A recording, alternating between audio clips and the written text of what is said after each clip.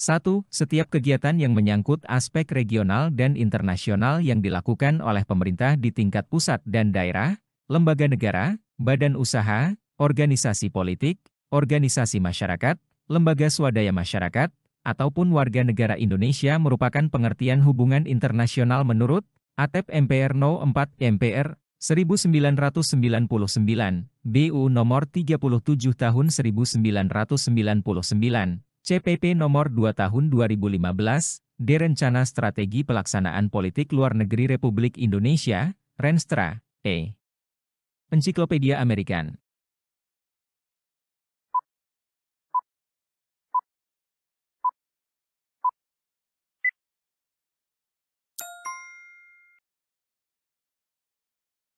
Politik luar negeri menurut Undang-Undang Nomor 37 Tahun 99, politik luar negeri adalah kebijakan, sikap, dan langkah pemerintah Republik Indonesia yang diambil dalam melakukan hubungan dengan negara lain, organisasi internasional, dan subjek hukum internasional lainnya dalam rangka menghadapi masalah internasional guna mencapai tujuan nasional.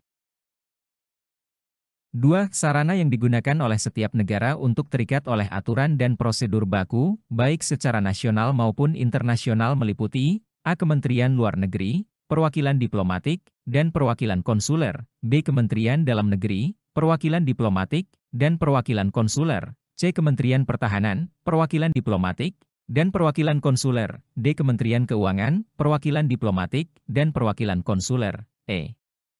Kementerian Aparatur Sipil Negara, Perwakilan Diplomatik, dan Perwakilan Konsuler.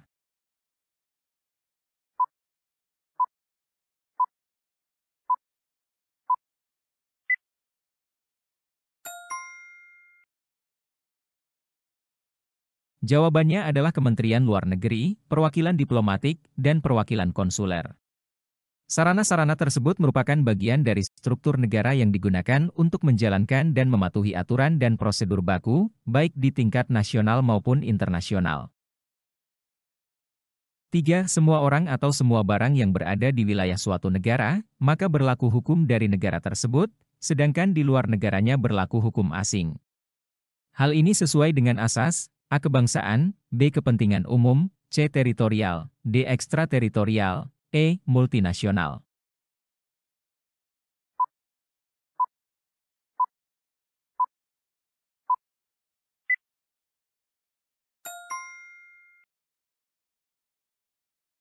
Asas teritorial dalam hukum menyatakan bahwa hukum suatu negara berlaku di wilayahnya sendiri, sementara hukum asing berlaku di luar wilayah negara tersebut.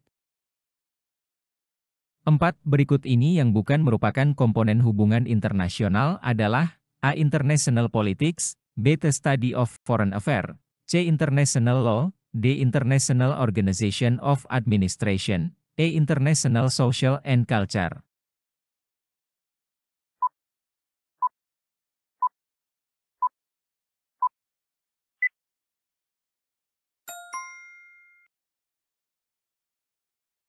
Komponen-komponen yang harus ada dalam hubungan internasional antara lain, 1. Politik internasional, International Politics, 2. Studi tentang peristiwa internasional, The Study of Foreign Affairs, 3. Hukum internasional, International Law, 4. Organisasi administrasi internasional, International Organization of Administration. 5. Perhatikan pernyataan berikut ini. 1. Adanya kepentingan nasional yang tidak selamanya dapat dipenuhi di dalam negeri sendiri, baik yang bersifat ekonomis, politik, kultural maupun keamanan. 2. Keinginan meningkatkan kesejahteraan sosial. 3. Keinginan untuk membuka hubungan politik dan memperoleh dukungan dari negara lain. 4. Adanya perbedaan keadaan seperti sumber daya alam, iklim, tenaga kerja, budaya dan jumlah penduduk yang menyebabkan perbedaan pendapatan negara. 5. Kekhawatiran akan terjadi intervensi atau kudeta dari negara lain. Pernyataan di atas yang merupakan faktor internal pentingnya hubungan internasional adalah A1, 2, 3, 4, B2, 3, 4, 5, C1, 3, 4, 5, D1, 2, 4, 5, E. 1, 2, 3, 5.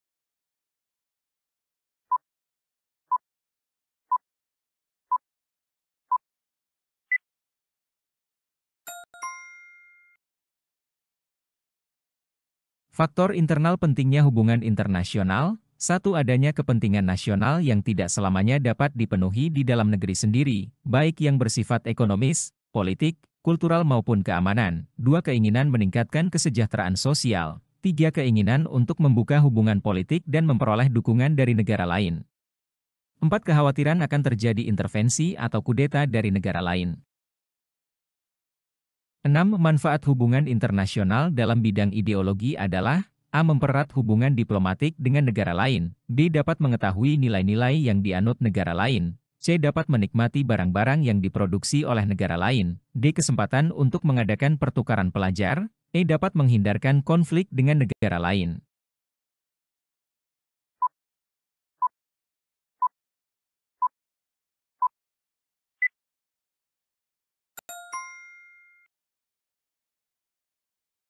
Jawabannya adalah dapat mengetahui nilai-nilai yang dianut negara lain.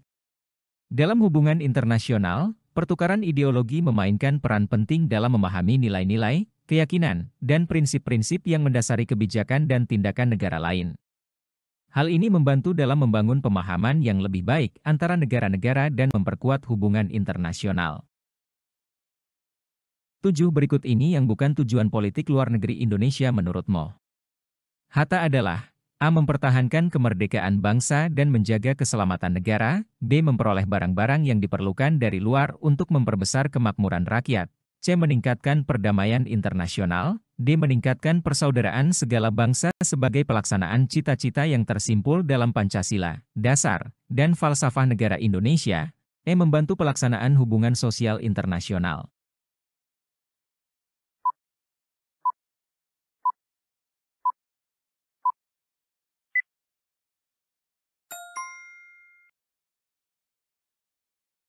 Menurut Mohatta, tujuan politik luar negeri Indonesia adalah untuk mempertahankan kemerdekaan bangsa, menjaga keselamatan negara, meningkatkan perdamaian internasional, meningkatkan persaudaraan segala bangsa sebagai pelaksanaan cita-cita yang tersimpul dalam Pancasila, dasar, dan falsafah negara Indonesia, serta membantu pelaksanaan hubungan sosial internasional.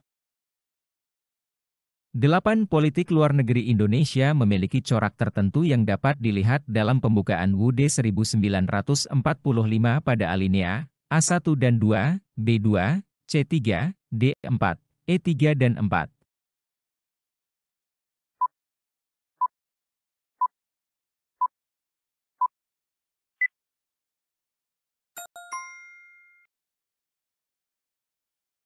Pelaksanaan politik luar negeri yang bebas aktif berdasar atas hukum dasar, yaitu Undang-Undang Dasar 1945 sebagai landasan konstitusional yang tidak lepas dari tujuan nasional bangsa Indonesia, sebagaimana termaktub di dalam pembukaan Undang-Undang Dasar 1945 alinea keempat.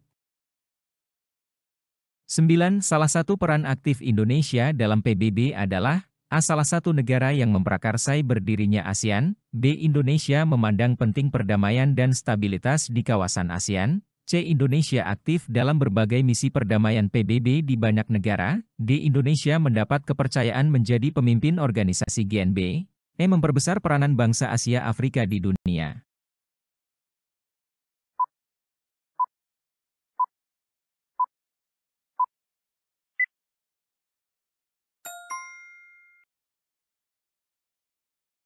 Jawabannya adalah Indonesia aktif dalam berbagai misi perdamaian PBB di banyak negara. Sebagai anggota PBB, Indonesia telah berperan aktif dalam misi-misi perdamaian PBB di berbagai negara untuk mendukung penyelesaian konflik dan pemeliharaan perdamaian internasional. 10 berikut yang bukan merupakan faktor penghambat persatuan dan kesatuan bangsa adalah A. Keberagaman pada masyarakat Indonesia. B. Menerima perbedaan yang ada di dalam masyarakat. C. Kondisi geografis. D. Melemahnya nilai budaya bangsa. E. Pembangunan yang tidak merata.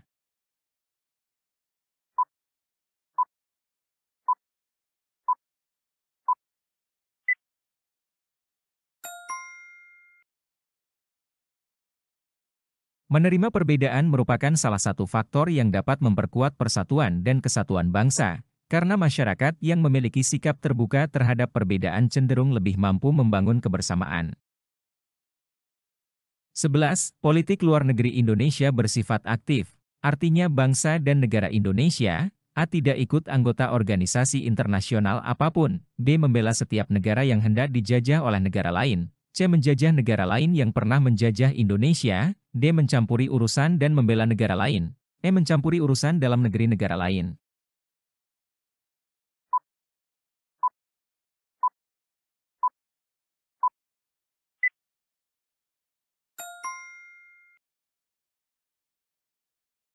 Kebijakan politik luar negeri Indonesia yang aktif juga mencakup pembelaan terhadap negara-negara yang hendak dijajah oleh negara lain, sesuai dengan prinsip-prinsip kemerdekaan, kedaulatan, dan penentuan nasib sendiri yang menjadi landasan politik luar negeri Indonesia. 12. Berikut ini yang bukan termasuk ancaman di bidang militer adalah A. Agresi, B. Spionase, C. Terorisme, D. Invasi, E. KKN.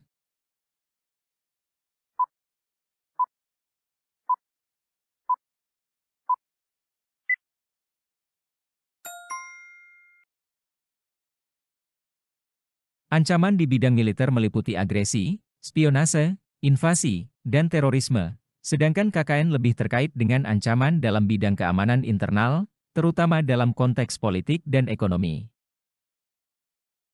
13. Bentuk agresi yang berskala paling besar menggunakan kekuatan militer bersenjata yang dikerahkan untuk menyerang dan menduduki wilayah Indonesia adalah A. Sabotase, B. Agresi, C. Invasi, D. Invasi, E. Spionase.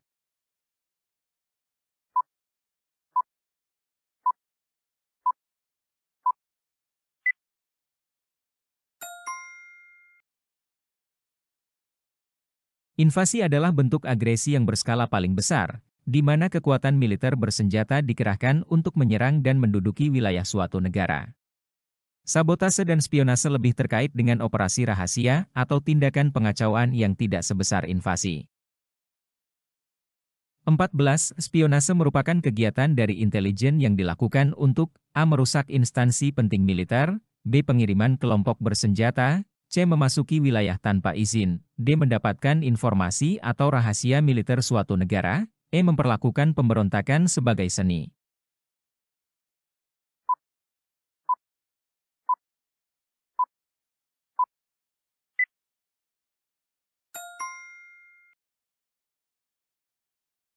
Spionase adalah kegiatan intelijen yang bertujuan untuk memperoleh informasi rahasia, terutama informasi militer, dari negara lain. Spionase tidak melibatkan merusak instansi penting militer, pengiriman kelompok bersenjata, memasuki wilayah tanpa izin, atau memperlakukan pemberontakan sebagai seni. 15. Ancaman yang akan menjadikan negara Indonesia menjadi negara komunis adalah A. Ancaman ideologi, B. Ancaman politik, C. Ancaman ekonomi, D. Ancaman sosial budaya, E. Ancaman pertahanan keamanan.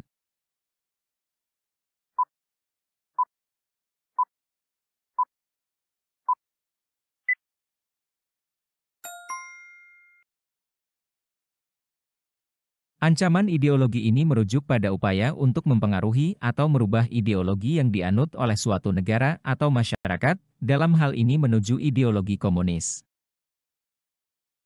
16. Berikut ini yang bukan merupakan aktivitas radikal yang pernah dilakukan DITI adalah A. Pemberontakan di Jawa Barat yang dipimpin Kartosuwirjo, B. Pemberontakan di Sulawesi Selatan oleh Kahar Musakar, C. Pemberontakan di Aceh dipimpin oleh Daud Beureweh, D. Pemberontakan di Kalimantan Selatan dipimpin oleh Ibnu Hajar, E. Pemberontakan G30S PKI oleh komunis.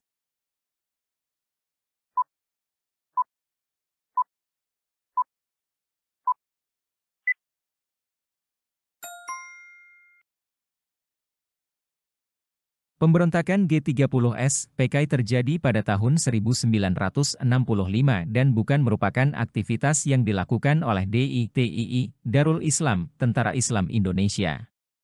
DITII adalah gerakan separatis yang beroperasi pada periode sebelumnya, terutama pada era 1940 hingga awal 1960, dengan basis di beberapa wilayah di Indonesia. 17.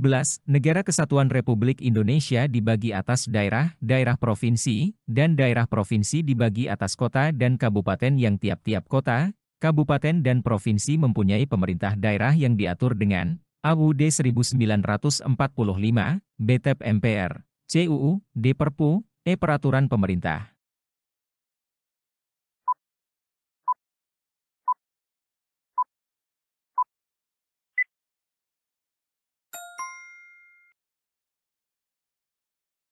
Pemerintahan daerah diatur oleh undang-undang yang mengatur tentang pembentukan, kedudukan, dan fungsi pemerintah daerah serta hubungan antara pemerintah pusat dan pemerintah daerah. UU ini mencakup berbagai aspek seperti pembentukan daerah, kewenangan, struktur organisasi, dan mekanisme pengambilan keputusan di tingkat daerah. 18.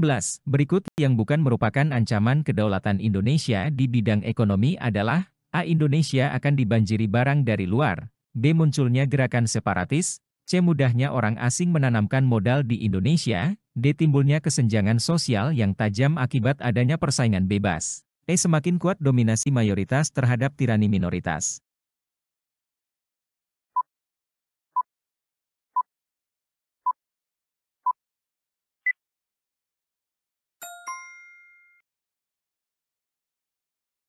Ancaman kedaulatan Indonesia di bidang ekonomi lebih terkait dengan masalah seperti banjirnya barang impor yang dapat mengancam industri dalam negeri, mudahnya penetrasi modal asing yang berpotensi mengendalikan sektor ekonomi, timbulnya kesenjangan sosial akibat persaingan bebas, dan dominasi mayoritas terhadap minoritas. Ancaman kedaulatan dari gerakan separatis lebih cenderung terkait dengan keamanan dan integritas wilayah. 19. Politik adalah instrumen utama untuk bisa menggerakkan terjadinya perang. Ini membuktikan bahwa A. Ancaman politik dapat menumbangkan suatu rezim pemerintahan bahkan bisa membinasakan suatu bangsa. B. Politik dapat mempererat rezim pemerintahan bahkan suatu bangsa. C. Ekonomi merupakan salah satu penentu posisi tawar setiap negara dalam pergaulan internasional. D. Campur tangan masyarakat internasional di suatu negara melalui politik seperti HAM. E. Kemajuan ilmu pengetahuan dan teknologi sangat pesat dan membawa manfaat yang besar bagi masyarakat.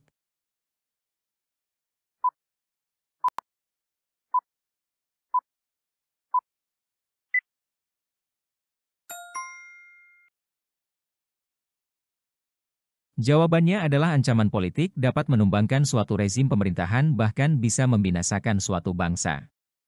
Politik memiliki peran yang sangat besar dalam menggerakkan perang, baik sebagai alat untuk memperkuat rezim pemerintahan maupun sebagai instrumen untuk menumbangkan suatu rezim atau bahkan membinasakan suatu bangsa.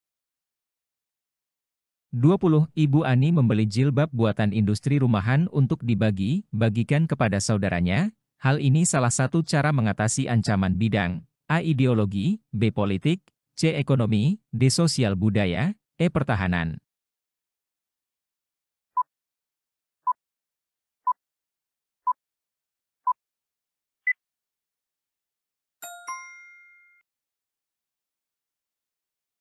Tindakan Ibu Ani untuk membeli jilbab buatan industri rumahan untuk dibagi-bagikan kepada saudaranya dapat dianggap sebagai upaya untuk mengatasi ancaman ekonomi dengan cara mendukung industri rumahan atau kecil untuk meningkatkan ekonomi keluarga dan komunitas. 21. Menyebarkan berita hoaks di media sosial adalah perbuatan yang dilarang karena A. Dapat diketahui semua orang, B. Banyak yang merasa senang, C. Biar masyarakat jadi tahu, D. Akan menimbulkan keresahan masyarakat, E. Akan membuat popularitas menjadi naik.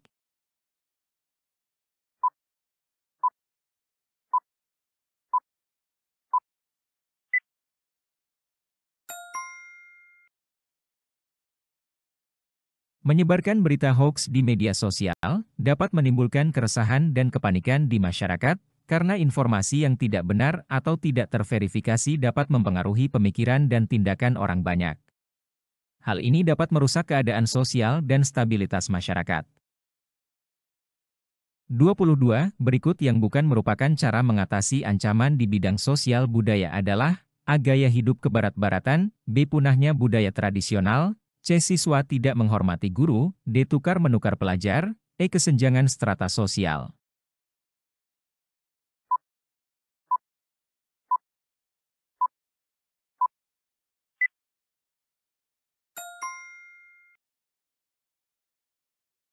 Tukar-menukar pelajar atau pertukaran pelajar dapat menjadi salah satu cara untuk mengatasi ancaman di bidang sosial budaya, dengan memperluas wawasan dan pemahaman antar budaya. 23. Indonesia sebagai negara yang menganut paham demokrasi Pancasila harus mampu menumbuhkan pemerintahan yang A. Kuat, mandiri dan tahan uji, B. Terbatas, asli dan permanen, C. Mandiri, asli dan kuat, D. Tahan uji, mandiri dan terbatas, E. Kuat, asli dan tahan uji.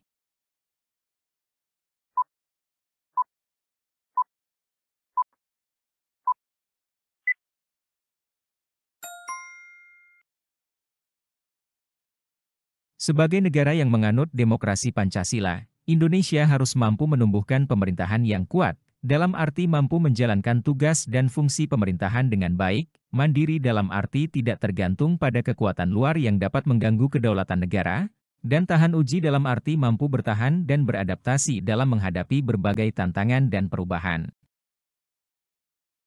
24. Di bawah ini kewajiban warga negara terhadap negaranya adalah A. Kemerdekaan berserikat dan berkumpul, B. Memiliki kedudukan yang sama di dalam hukum dan pemerintahan, C. Mendapatkan pekerjaan yang layak, D. Mempertahankan wilayah NKRI dari serangan musuh, E. Memilih memeluk dan menjalankan agama dan kepercayaan.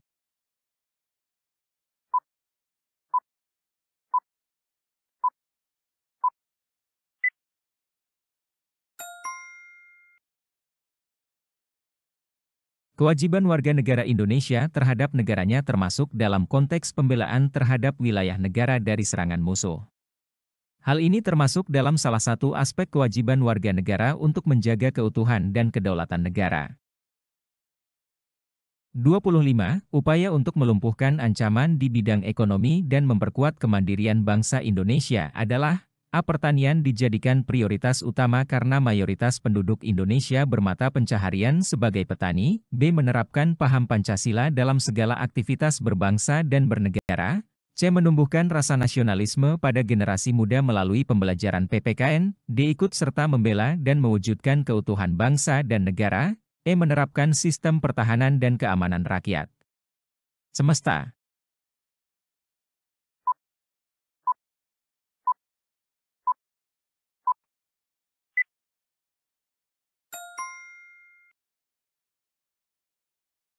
Jawabannya adalah pertanian dijadikan prioritas utama karena mayoritas penduduk Indonesia bermata pencaharian sebagai petani. Upaya untuk melumpuhkan ancaman di bidang ekonomi dan memperkuat kemandirian bangsa Indonesia dapat dilakukan dengan meningkatkan sektor pertanian sebagai sektor utama dalam perekonomian, mengingat mayoritas penduduk Indonesia menggantungkan mata pencahariannya pada sektor ini. 26. Negara Indonesia adalah negara kesatuan yang berbentuk republik. Pernyataan ini sesuai dengan bunyi pasal 1 ayat 1 UUD RI tahun 1945 yang menandakan bahwa bentuk negara Indonesia adalah A. Dominion, B. Uni, C. Kesatuan, D. Serikat, E. Protektorat.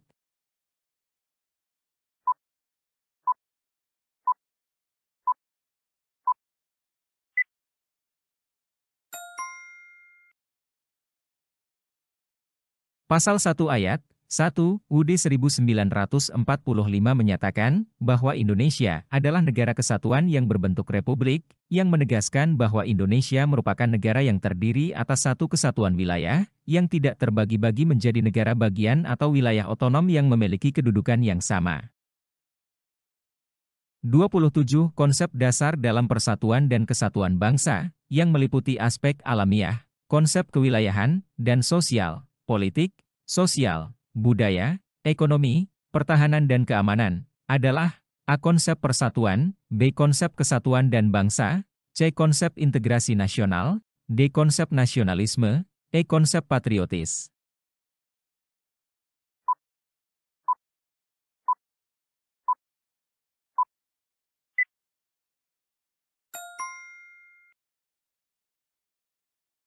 Konsep ini mengacu pada upaya untuk menjaga persatuan dan kesatuan bangsa Indonesia, melalui pemahaman akan kesatuan wilayah, kewilayahan, dan kesatuan sosial, politik, sosial, budaya, ekonomi, pertahanan, dan keamanan.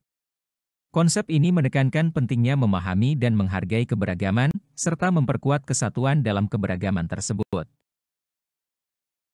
28. Kehidupan politik di seluruh wilayah Nusantara merupakan suatu kesatuan politik yang diselenggarakan berdasarkan A. Arahan penguasa, B. Kelompok tertentu, C. Pendidikan, D. Koalisi partai, E. Pancasila dan UUD 1945.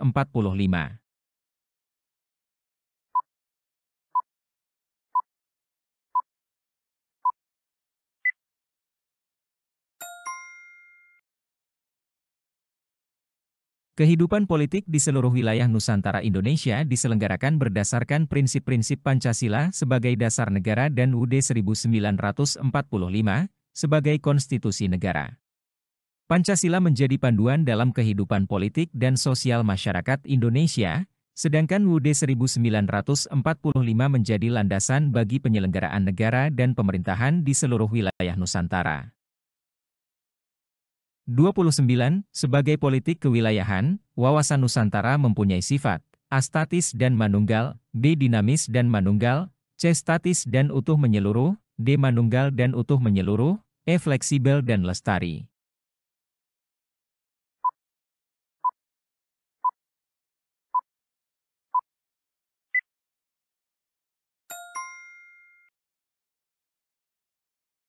Sebagai politik kewilayahan, wawasan Nusantara mempunyai sifat manunggal dan utuh menyeluruh. Wawasan Nusantara bersifat manunggal artinya mendorong terciptanya keserasian dan keseimbangan yang dinamis dalam segenap aspek kehidupan, baik aspek alamiah maupun aspek sosial. 30 berikut ini yang bukan karakteristik yang dimiliki Indonesia berdasarkan wawasan Nusantara adalah A. Negara kepulauan yang pengertiannya adalah suatu wilayah lautan yang ditaburi pulau-pulau besar dan kecil. B. Konsep utamanya adalah manunggalnya wilayah laut, darat dan wilayah udara. C. Laut atau perairan merupakan wilayah pokok, bukan merupakan pelengkap. D. Laut merupakan bagian yang terpisahkan dari daratan. E. Laut merupakan bagian yang tidak terpisahkan.